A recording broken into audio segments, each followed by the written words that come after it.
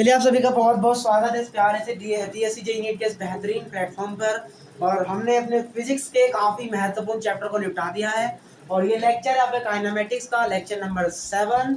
और आज के इस लेक्चर में जानेंगे और अपने 1D मोशन को ख़त्म करेंगे और कल से हम पढ़ेंगे 2D मोशन और फिर पढ़ेंगे रिलेटिव मोशन और उसके बाद आपका चालू हो जाएगा सर्कुलर मोशन। ज़्यादा नहीं, आपका काइनेमेटिक्स खत्म भी होने वाला है और 10 जुलाई से एक सरप्राइज मिलेगा और 10 जुलाई से हम अपनी स्टार्ट कर रहे हैं 12th का पहला चैप्टर और उस चैप्टर का नाम होगा इलेक्ट्रोस्टैटिक्स। तो 10 जुलाई से आपका नया चैप्टर चालू होने वाला है 12th में इलेक्ट्रोस्टैटिक्स। तो बी रेडी फॉर दैट क्योंकि हमें अपना सिलेबस जल्दी खत्म करना है।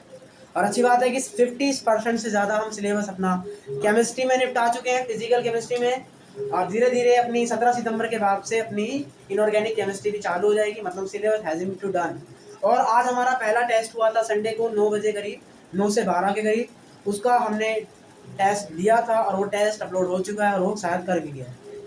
तो वो टेस्ट 3 घंटे का था जिसमें करीबन आपके 75 क्वेश्चन थे, 25 टाइप के, और वो शायद हो भी गया। उसका जो सॉल्यूशन है टेस्ट का वो रात में अपलोड होगा, यू कैन चेक। और यस, आज से हम एक नई सीरीज चालू कर रहे हैं 30 मिनट रिवीजन सीरीज। इस सीरीज में क्या होगा कि हम रात में करीबन 8, साढ़े 8 या 9 बजे करीब 30 मिनट की वीडियो में क्या करेंगे, अपने पुराने जो चैप्टर्स हैं जो हमने कर दिए हैं उनको ना भूलें। इसके लिए हम उनका रिवीजन स्टार्ट करेंगे क्योंकि अब हम काफ़ी आगे बढ़ चुके हैं और अब बारी है रिवीजन करने, क्योंकि हमने अपने कंसेप्ट क्लियर कर लिए हैं। और ज़्यादा से ज़्यादा केवल 1 महीना, ये पूरा जुलाई और फिर अगस्त, केवल 2 महीने और फिर आपका पूरा सिलेबस खत्म। और फिर सितंबर से चालू होगी मॉक प्रैक्टिस। तो मॉक प्रैक्टिस में कंप्लीट चैप्टर्स आएंगे। तो हमारा ये कर्तव्य होना चाहिए कि हमें पुराने चैप्टर्स याद करने, समझने हैं। तो उनके लिए हम 30 मिनट रिवीजन प्राप्त करेंगे हर डे। तो रिवीजन प्राप्त की स्टार्टिंग आज से ही हो जाएगी। और 30 मिनट रिवीजन प्राप्त में क्या होगा, 30 मिनट फिजिक्स, 30 मिनट केमिस्ट्री और 30 मिनट कुछ मैथ के इंपॉर्टेंट कंसेप्ट। तो हम पहला रिवीजन प्रैप आज से स्टार्ट करेंगे और 30 मिनट रिवीजन में क्या करेंगे, अपने जो थ्योरी होती है उसको जानेंगे। सबसे पहले थ्योरी जानेंगे 30 मिनट रिवीजन में, और फिर इस थ्योरी के बाद जैसे थ्योरी 1-2 दिन में पूरी होती है उसके बाद हमसे कुछ JEE मेंस के 30 मिनट में जितने जल्दी हमसे क्वेश्चन हो सकते हैं उसको हम करेंगे। तो डेली ये 30 मिनट का रिवीजन प्रैप चलेगा, किसी दिन केमिस्ट्री, किसी दिन फिजिक्स, तो किसी दिन केमिस्ट्री फिजिक्स दोनों। तो चलते हैं अपने आज के इस लेक्चर को और आज हम पढ़ने वाले हैं 1D मोशन के ग्राफ के बारे में। हमने कल भी बताया था कि ग्राफ को पढ़ने से पहले कुछ इंपॉर्टेंट टर्म्स आपको पता होनी चाहिए और वो सारी इंपॉर्टेंट टर्म्स ग्राफ के बारे में कल हमने पढ़ा दी। आज हम क्या पढ़ाने वाले हैं, तो आज हम कुछ इंपॉर्टेंट ग्राफ देखेंगे कि x और t के बीच क्या ग्राफ होता है, v और t के बीच क्या ग्राफ होता है, a और t के बीच क्या ग्राफ होता है। और इस ग्राफ से आपकी NTA ने JEE में किस तरीके के क्वेश्चन पूछे हैं, एक बार उनको थोड़ा सा देखने का हम यहाँ पे ट्राई करें। उससे पहले कुछ होमवर्क हमने नहीं दिया है, कुछ भी होमवर्क यहाँ पे नहीं दिया गया है। तो अब हम चलते हैं अपने XT ग्राफ। सबसे पहले हम यहाँ पे पढ़ रहे हैं XT ग्राफ के बारे में। कुछ भी याद नहीं करना, सिंपल सी टर्म्स हैं। ये हमारा ग्राफ, मान लीजिए हमारा ग्राफ है x और t। हमने पढ़ा है अगर x का डिफरेंशिएशन कर दिया जाए टाइम के रिस्पेक्ट में तब हमें वेलोसिटी मिलती है।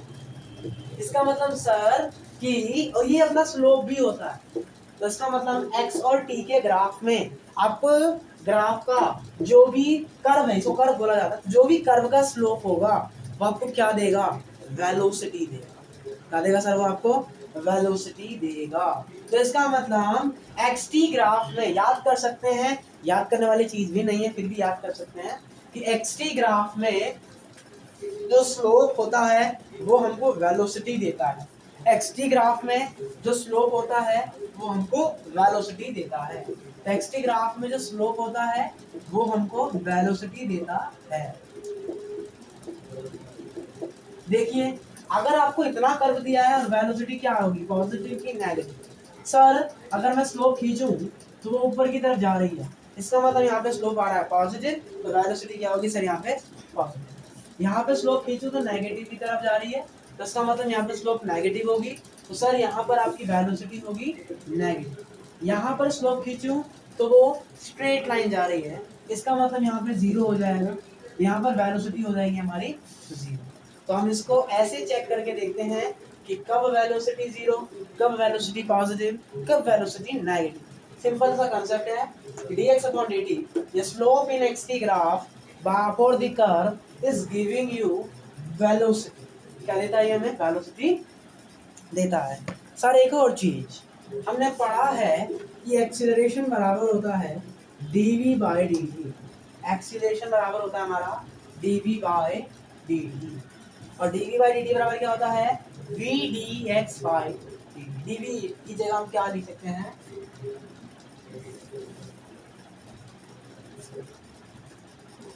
अगर यहाँ पर, चलिए पहले एक्सटी ग्राफ ही देख लेते हैं, बाद में क्वेश्चन करते हैं और उसको समझने का प्रयास करते हैं। देखिए ये शायद सारे इजी क्वेश्चन हैं जो कि हम कर भी चुके हैं। ये हमारा कर्व है,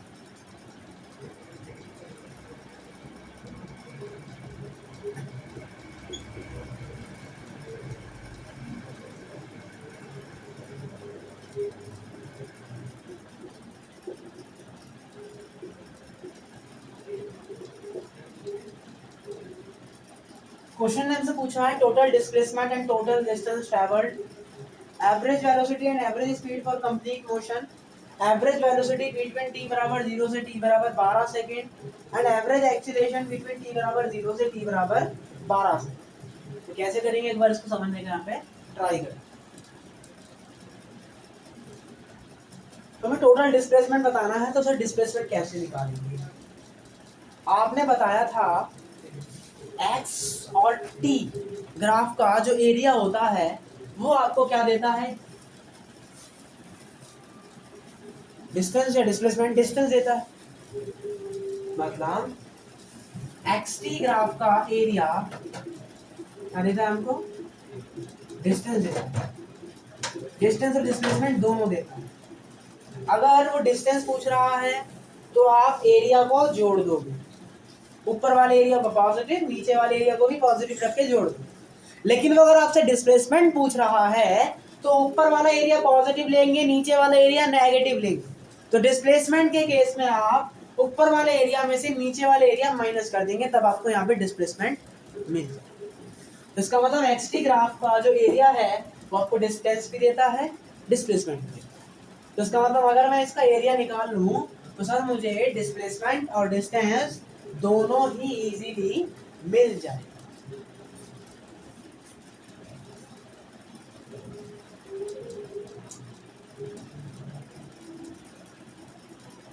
तो निकालते हैं, और ये अपना कौन सा एक्सिस है? एक्सिस एक्सटी ग्राफ नहीं होता, वो होता है सर वीटी ग्राफ। कैसे? कभी भी ऐसा कंफ्यूजन आए कि एक्सटी ग्राफ का एरिया था कि वीटी ग्राफ का एरिया था, तो सर v बराबर क्या होता है? dx by dt। इसका मतलब v डॉट dt बराबर क्या हो जाएगा? dx। अपन इसका कर देंगे इंटीग्रेशन। तो यहाँ क्या आ रहा है? x आ रहा है, और यहाँ क्या आ रहा है? Integration v dot dt। इसको कैसे पढ़ते हैं कि v और t का जो एरिया है वो क्या देता है? x देता है। x का मतलब या तो डिस्टेंस या तो डिस्प्लेसमेंट। सर क्या ये v और t का एरिया है? नहीं, ये तो x और t का एरिया है। तो इसका मतलब ये वाला टर्म या ये एरिया आपको ये डिस्प्लेसमेंट देगा, गलत। ये एरिया आपको कुछ भी नहीं देगा। अगर आपको एरिया चाहिए तो क्या बताना चाहिए? वेलोसिटी चाहिए। v और t के बीच का एरिया ग्राफ है नहीं, तो इसका मतलब आप इसका एरिया निकाल के डिस्प्लेसमेंट या डिस्टेंस नहीं निकाल सकते। तो कैसे निकालेंगे?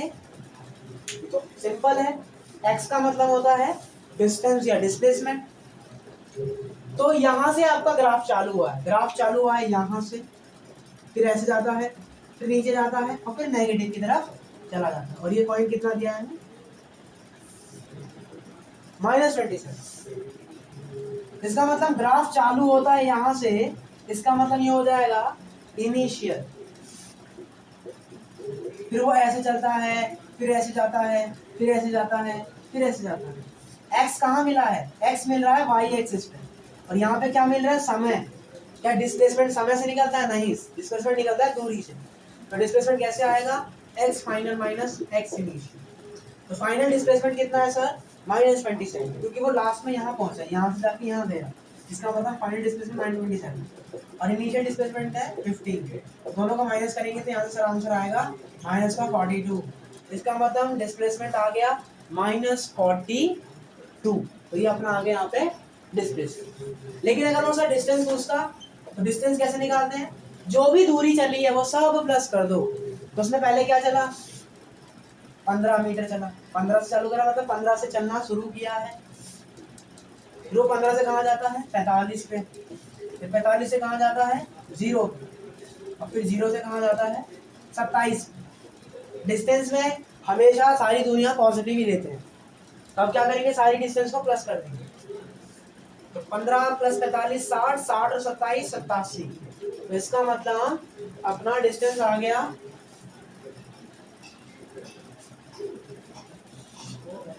40 प्लस 15 60 और प्लस 27 87।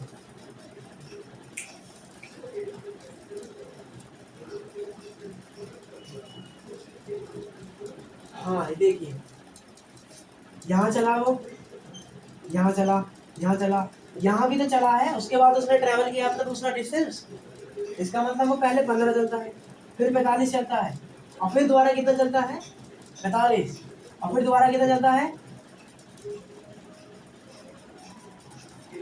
पहले 15 यहाँ चालू होता है, मतलब इनिशियल 15, फिर 15 से कहाँ गया 45, फिर यहाँ से कहाँ गया नीचे की तरफ। उसने कितना डिस्टेंस ट्रैवल किया है, पूरा डिस्टेंस ट्रैवल किया है। तो ये पूरी लेंथ कितनी है 45। तो इसका मतलब उसने कितना चला है 45 चला है, ना कि 0। फिर इसके बाद वो कितना चला है इतना, और इतना कितना है 27। समझिए, पहले यहाँ 15 से स्टार्ट हुआ, तो पहले 15, फिर वो कहाँ गया 45। क्या यहाँ से यहाँ तक में कोई बदलाव आ रहा है, नहीं। इसका मतलब उसका डिस्टेंस फिक्स है, मतलब उसका पोजीशन फिक्स है, वो अभी भी कहाँ पर है 45 पर, 45 पर कोई चेंज नहीं। तो उसके बाद वो यहाँ से चेंज करता है और यहाँ तक चलता है, और यहाँ तक का डिस्टेंस कितना दिया है 40। फिर इसके बाद वो थोड़ा और चलता है, और कितना चलता है 27। तो उसके द्वारा ट्रैवल की गई सारी दूरियां कितनी है ये। अब सबको कर देंगे प्लस।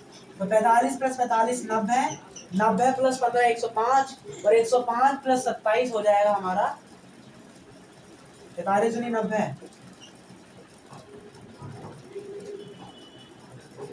132। यहाँ पे अपना जो है यहाँ पे आंसर आ जाएगा।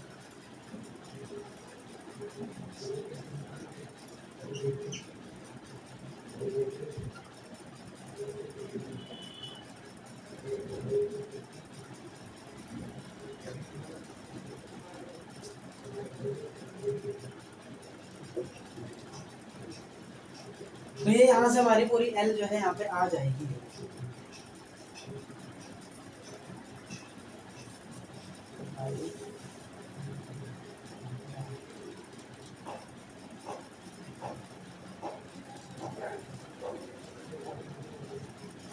यहाँ पे देखिए, बहुत से लोग ऐसा करेंगे और फिर आंसर क्या हो जाएगा यहाँ पे।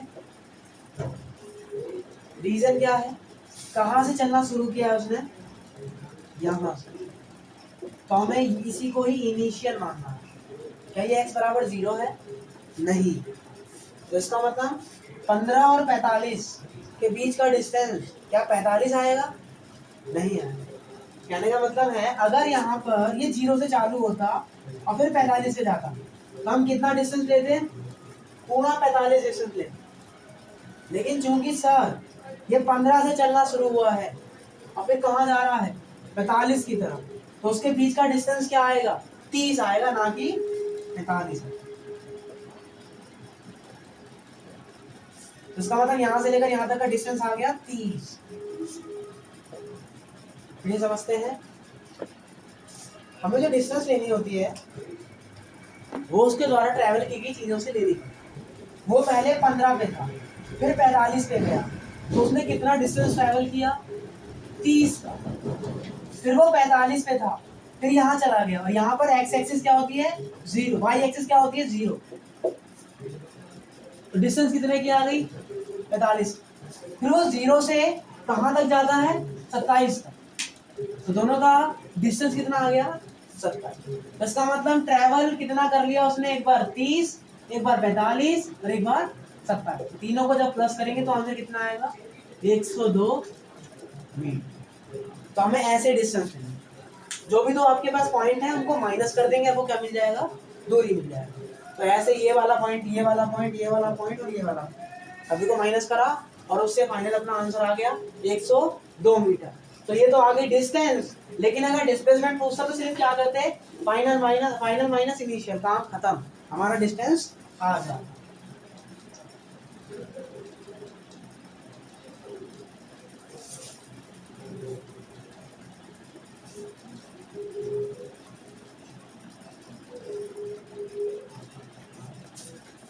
तो हमने यहाँ पे एक्स टी ग्राफ देखा, और एक्स टी ग्राफ में ये सारी चीजें यहाँ पर हमने D x by D T बराबर बी होता है, स्लोप इन वेलोसिटी होता है। अगर जो D x by D T होता है उसमें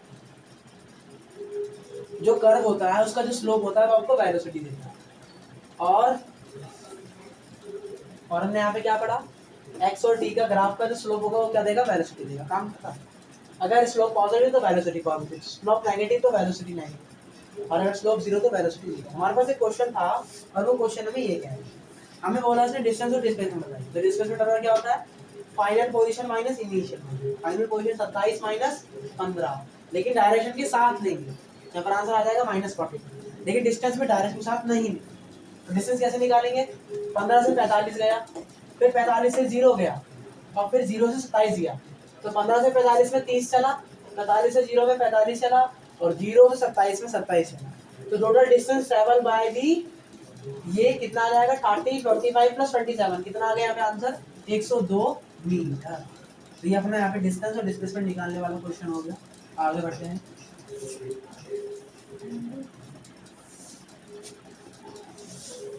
अगला है एवरेज वेलोसिटी निकालिए, एवरेज स्पीड निकालिए कंप्लीट मोशन के लिए। यही हमारा एक कर्व है,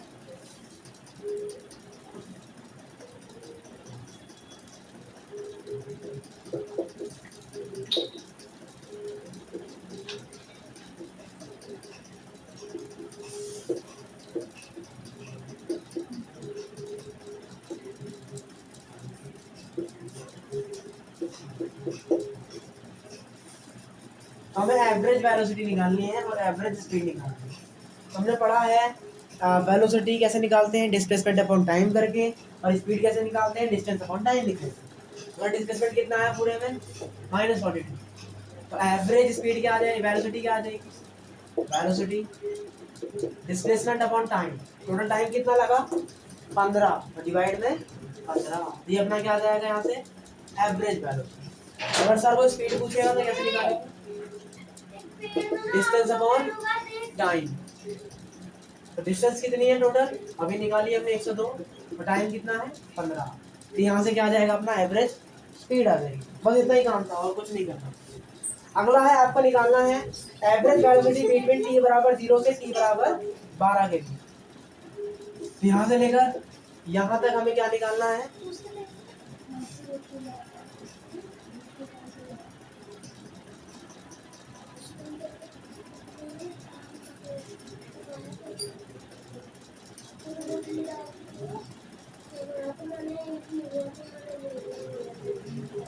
एक ही हुआ था वो मैंने ले लिया।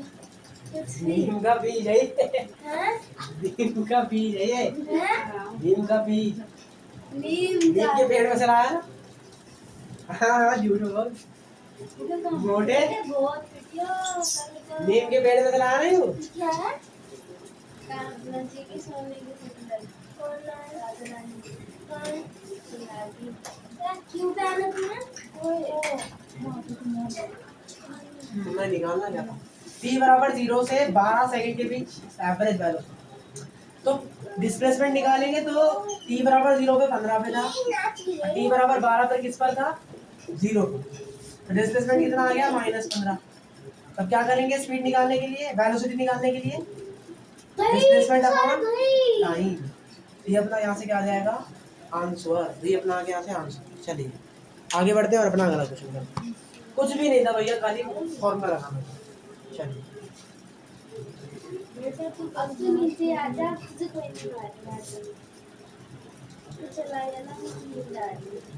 अब अपना अगला है, इसमें आपको निकालना है एक्सीलरेशन बिटवीन t बराबर 0 से t बराबर 12 सेकंड। सर एवरेज एक्सीलरेशन का फॉर्मूला क्या होता है, final velocity minus initial velocity upon time. Sir t बराबर 0 पर उसकी वेलोसिटी कितनी थी, डिस्प्लेसमेंट कितना ट्रेवल किया 15, और समय कितना है 0। देखो यार कैसे निकालते हैं वेलोसिटी, यहाँ पे वेलोसिटी निकालते तो क्या चेक करते हैं, स्लोप चेक करते हैं। तो ये पूरा एरिया बनाएंगे ग्राफ, ये पूरी हाइट कितनी है 15 में से 45 या तो 30, और ये वाली हाइट कितनी है 3।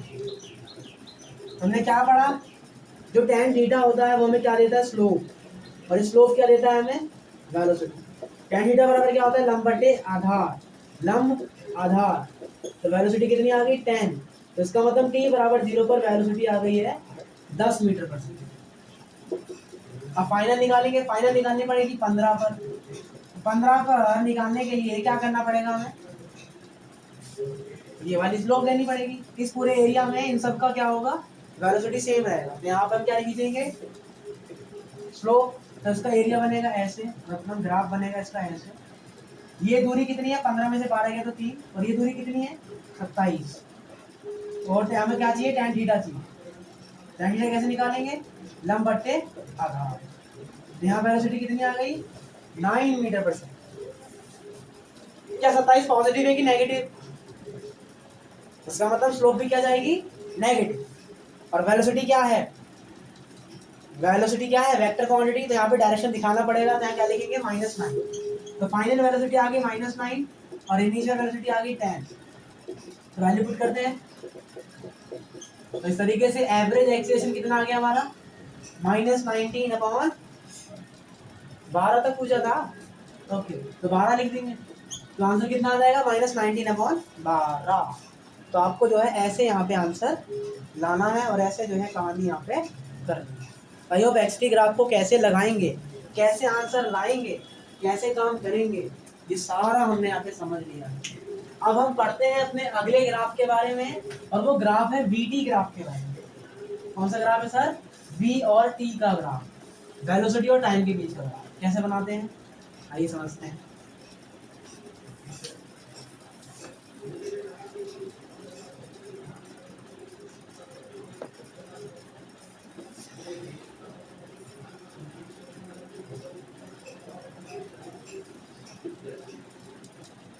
सर एक्सीलरेशन बराबर होता है dv/dt, इसका मतलब है कि वेलोसिटी और टाइम के कर्व में कर्व का जो स्लोप होगा वो हमको क्या देगा, एक्सीलरेशन देगा। इसका मतलब इसका जो स्लोप है वो क्या देगा हमें, एक्सीलरेशन देगा, जो कि पॉजिटिव है। यहाँ एक्सीलरेशन नेगेटिव है, यहाँ पॉजिटिव, यहाँ नेगेटिव। इसका मतलब वीटी ग्राफ में जो स्लोप होगा वो हमें क्या देगा, एक्सीलरेशन देगा। और एक और चीज, वीटी ग्राफ का एरिया हमें क्या देता है, एक्स देता है। एक्स बोले तो डिस्टेंस या डिस्प्लेसमेंट देता है। क्या देता है हमें ये, डिस्टेंस या डिस्प्लेसमेंट देता है। ऐसा क्यों,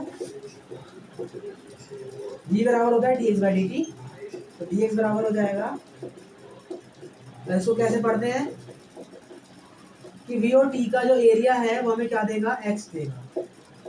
और अगर डिस्प्लेसमेंट निकालना है तो जो एरिया ऊपर आ रहा है उसे प्लस रखेंगे, जो एरिया नीचे आ रहा है उसे माइनस करेंगे और फिर जोड़ देंगे।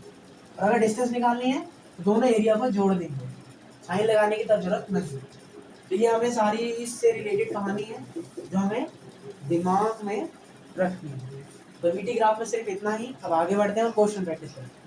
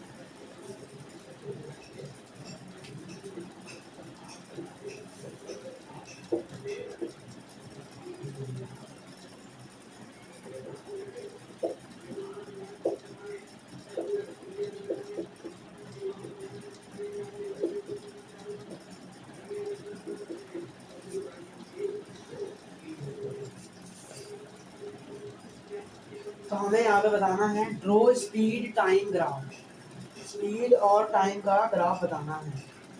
सर आप ही ने बताया कि स्पीड बराबर होता है डिस्टेंस अपॉन टाइम,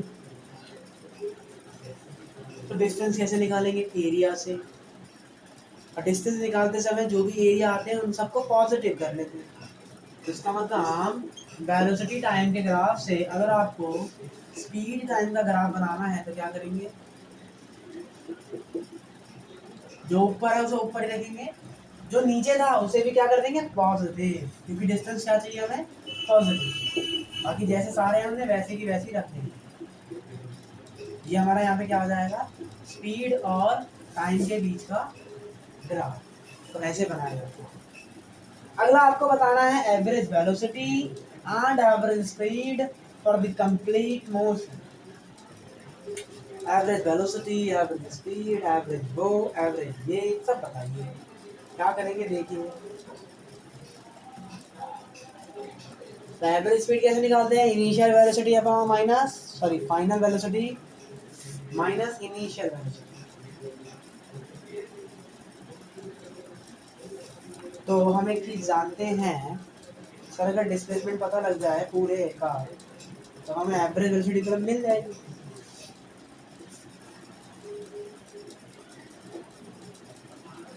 पढ़ रही है ना?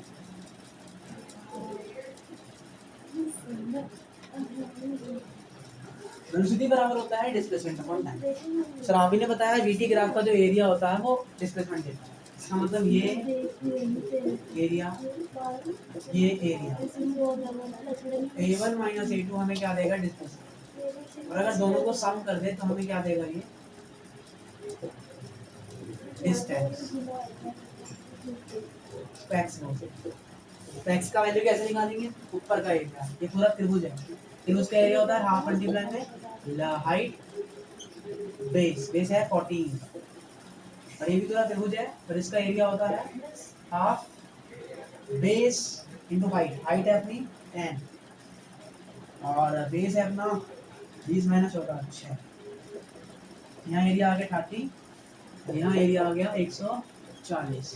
अगर आपको डिस्प्लेसमेंट चाहिए तो दोनों को माइनस कर दीजिए, तो डिस्प्लेसमेंट आ गया आपका 110। और अगर डिस्टेंस चाहिए तो दोनों को प्लस कर दीजिए, डिस्टेंस आ गई 170। तो आपसे सर एवरेज वेलोसिटी पूछी थी तो क्या करेंगे?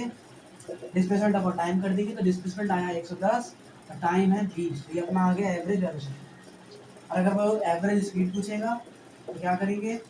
डिस्टेंस अपॉन टाइम, डिस्टेंस 170 और टाइम है 20, तो ये अपना आ गया यहाँ से एवरेज स्पीड। तो हमको ऐसे एरिया और ग्राफ के कंसेप्ट से इन चीज़ों को समझना है और आगे बढ़ना है। चलिए अब हम ग्राफ पढ़ते हैं एटी ग्राफ की।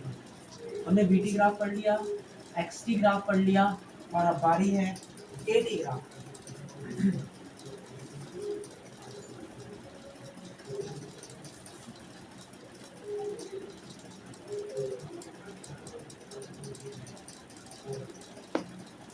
एटी ग्राफ की हम बात कर रहे हैं। सर ए बराबर होता है dv बाय dt, तो a डॉट dt बराबर हो जाएगा dv। इसका मतलब v एटी ग्राफ का जो एरिया होता है वो आपको क्या देता है? वेलोसिटी। क्या da बाय dt कुछ देगा? कुछ नहीं देगा। स्लोप से आपको ना तो वेलोसिटी मिलेगी ना डिस्प्लेसमेंट मिलेगी, तो इसका स्लोप कुछ भी नहीं देता, इसका एरिया आपको देगा। क्या देगा? वेलोसिटी देगा। ए और टी के बीच का जो एरिया है वो हमें क्या देगा जी? वेलोसिटी। क्या देगा? मैं सही? वेलोसिटी। ए और टी का जो एरिया होता है वो हमें क्या देता है? वेलोसिटी। बस। और कौन सी velocity? Final velocity minus initial velocity. यही हमें जो है कौन देता है महाराज जी? एक्सीलरेशन का एरिया देता है। चलिए ये क्वेश्चन से ज़्यादा समझ आएगा तो क्वेश्चन करते हैं। तो तीनों ग्राफ में नॉर्मल सी बातें हैं जो कि आपको बचपन से पता नहीं। करते हैं।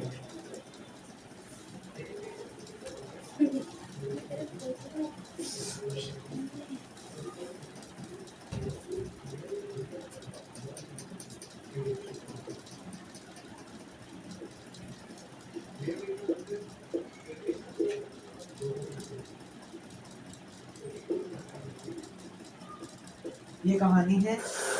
और अपने को बताना है कि फाइंड वेलोसिटी एट t बराबर 5, t बराबर 10, t बराबर 13, t बराबर 0 पर पार्टिकल एट x बराबर +10 विथ वेलोसिटी 4 मीटर पर सेकेंड। क्या बोला है इसने? t बराबर 0 पर x का वैल्यू है +10 एंड वेलोसिटी है 4 मीटर पर सेकेंड। सो t बराबर 5, t बराबर 10 और t बराबर 13 पर आपको बताना है महाराज। तो t बराबर 5 पे बताना, तो एरिया निकाल लीजिए। ये एरिया क्या देगा आपको? t बराबर 5 पर वेलोसिटी देगा, फाइनल वेलोसिटी देगा। अब से तो इसका एरिया क्या हो जाएगा? Half multiply length into base, कितना आ गया? 25 मीटर। सो फाइनल वेलोसिटी आ गई 25 मीटर। तो सर चेंज इन वेलोसिटी कितना आएगा? या वेलोसिटी एट t बराबर 5 सेकेंड कितना आ गया हमारा? 20। कितना आया? निकालते हैं कितना आया।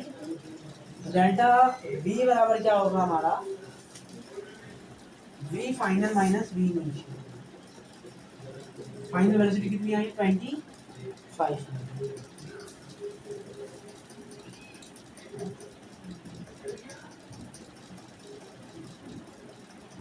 अभी बताया था 80 ग्राफ का एरिया चेंज इन वेलोसिटी देता है।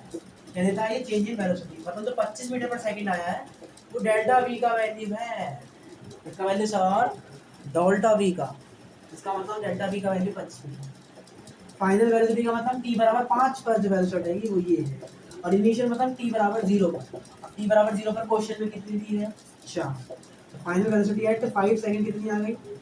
29 मीटर पर सेकंड। ऐसे करा जाता है। एक और करते हैं ताकि और समझ में आए। t बराबर 10 पे पूछा है, t बराबर 10 पर जो ग्राफ का एरिया है वो क्या देगा? Change in velocity. इसका मतलब velocity at 10 second minus velocity at 0 second. 10 second पे निकालने के लिए हमें डेल v में से v0 को प्लस करना पड़ेगा। तो डेल v कैसे निकलेगा? ये पूरा एरिया। तो ये पूरा एरिया कैसे निकलेगा? आपने ये तो निकाल लिया है, ये ट्रायंगल और रेक्टेंगल का एरिया का सम है, बिल्कुल सही। या फिर ये ट्रापीजियम है, तो ट्रापीजियम का एरिया क्या होता है? पैरेलल साइड का सम, ये वाली और ये वाली साइड का सम। ये वाली 10 है, ये वाली 5 है और ये वाली 10 है, इसका मतलब 15 मल्टीप्लाई में हाइट डिवाइड बाय 2, कितना एरिया आ गया? 75। या इसको करने का दूसरा तरीका, ये तो ट्रायंगल है, एक रेक्टेंगल है। ट्रायंगल के एरिया से हमने 25 मीटर निकाल लिया, अब इसका निकालते हैं। तो इसका ये रहा और ये रहा। रेक्टेंगल का एरिया 50 मीटर, गुणा कर देंगे, पूरा चाहिए तो दोनों को प्लस कर देंगे। तो पूरे का एरिया यहाँ से भी कितना आ गया? 75 मीटर। तो इसका मतलब पूरे की वेलोसिटी कितनी आ गई? 75। इसका मतलब डेल्टा वी का वैल्यू हो गया 75। वेलोसिटी एट 10 सेकंड मुझे निकालनी है, और वेलोसिटी एट 0 सेकंड कितनी दी है? 4 मीटर पर सेकंड। इसका मतलब वेलोसिटी एट 10 सेकंड कितना आ गया? 79 मीटर पर सेकंड। तो इन क्वेश्चनों को ऐसे किया जाता है। t बराबर 30 वाला कैसे होगा? आपको पूरा एरिया निकालना पड़ेगा। हमको क्या निकालना पड़ेगा जी? पूरा एरिया निकालना पड़ेगा। ये पूरा एरिया निकालो तो कितना आया था? 75। अब इस पूरे का निकालते हैं। ये भी एक ट्रापीजियम है जिसका दो पैरेलल साइड कौन सा है? तो ये पूरी वाली और एक ये वाली। इसका लेंथ कितना है? 10, और इस पूरे का लेंथ कितना है? 20। अब हम दोनों को प्लस कर देंगे, अब हाइट से मल्टीप्लाई कर देंगे। हाइट कितनी है? 10। एरिया नीचे बन रहा है, क्योंकि एरिया नीचे बन रहा है और वेलोसिटी एक वेलोसिटी वेक्टर क्वांटिटी, तो माइनस बनाना पड़ेगा और डिवाइड बाय 2। तो यहाँ पे कितना आ गया? 150। कितना आ गया सर यहाँ पे? 150। अब हमें क्या चाहिए? t बराबर 0 से 30 तक चाहिए, तो पूरे एरिया को जोड़ना पड़ेगा। तो ऊपर का एरिया है 75, नीचे का है -150। तो कितना आ गया जोड़ने पर? माइनस का 150, सॉरी माइनस का 75। इसका मतलब चेंज इन वेलोसिटी ओवरऑल कितनी आ गई? -75। तो उसको क्या लिख सकते हैं? Velocity at 30 second minus velocity at 0 second. 30 second पे निकालनी है, 0 सेकंड पे कितनी दी गई है? 4। उधर जाके प्लस, इसका मतलब वेलोसिटी एट 30 सेकंड कितनी आ गई? -79 मीटर पर सेकंड। चलो इस तरीके से यहाँ पर हमने जो भी हमसे पूछा था वो सब हमने यहाँ पे इजीली फाइंड कर दिया। एक सेकेंड, ये इधर आके प्लस होगा तो इसमें से माइनस होगा ना, यहाँ 71 है। हो गया, दैट्स डन, कोई इसमें डाउट? No doubt. अगर सर वो एवरेज एक्सीलरेशन पूछे तो क्या करते? सिंपल तो है, change in velocity divide by time. अगर वो t बराबर 5 सेकंड के लिए एवरेज एक्सीलरेशन पूछे तो क्या करते? एवरेज वेलोसिटी अपॉन टाइम करते। इसके लिए एवरेज वेलोसिटी कितनी आई थी? t बराबर यहाँ तक के लिए कितनी आई थी? चेंज इन वेलोसिटी 25 आई थी, यहाँ 25 लिख देंगे। और समय कितना है? 5। एवरेज वेलोसिटी कितनी आ गई? 5 मीटर पर सेकंड। तो ऐसे निकालते हैं आपकी एवरेज वेलोसिटी। अब वो t बराबर 10 के लिए पूछे तो कैसे निकालते हैं? पूरे का एरिया कितना आया था? 75। और डिवाइड बाय टाइम, ये अपना आ जाएगा यहाँ पे एवरेज एक्सीलरेशन। t बराबर 30 के लिए पूछेगा तो change in velocity divide by total time. इस तरीके से ही अपना आ जाएगा यहाँ पे आंसर। देखिए, एक क्वेश्चन होमवर्क के लिए है, तो घर से करके लेके आना है। और अब आगे बढ़ते हैं और अपना अगला कंसेप्ट यहाँ पे फाइंड करते हैं। इसलिए तो मैं तेरे को